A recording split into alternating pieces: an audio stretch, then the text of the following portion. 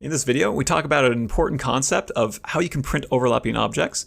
Without any more fanfare, let's just go ahead and jump right in and learn about that. So here I have 3 examples. I'm going to show you how you can actually print objects that are overlapping one another. This first example has this hat that is separate from Suzanne, and as long as they're overlapping, they can print just fine. So for example, if I select both of those and export them, I can print those. Likewise, I can hit Ctrl J to join them, tab into edit mode, hit L to separate one, and then even though they're separate meshes within the same object, I can still print these. Now the problem with this is, if I tab in, hit L for the eye, you can see that it's hollow and so it's not manifold. So you do need to make sure that even though they're overlapping, that everything is manifold. So N, 3D print, cleanup, make manifold button is where that's at, that we've talked about in previous videos. So the rule is, as long as it's manifold, you can have overlapping objects like this hat, and it will be able to be printable. Now in our next example, we have this box inside of a hollow box like this. And this would be totally fine as long as the bottom of this inside box is overlapping the kind of the first box there. So in order to check that, I can go 3 or 1 to front view, Alt Z to see this. And I can see, in fact, that this box is kind of just floating in the middle of the air here.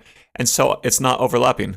So I'd either need to move it down like that so it's overlapping, or I need to select this shell of the box, tab into edit mode, go to face select, select that face right there, and then pull it up with G and then Z like such until it's overlapping. The principle being, it's going to be really hard to print something just floating in the air. The final example I want to show you is it's okay to actually have 2 objects that are flush with one another as long as they're overlapping like you see right here. So this would actually be printable. And now that we know this, what you can do is you can take all these cool different primitive shapes, spheres, cones, cylinders, cubes, and you can kind of mesh them together to get different shapes and different objects. And it doesn't matter if you do this inside of edit mode or if you do it outside of edit mode.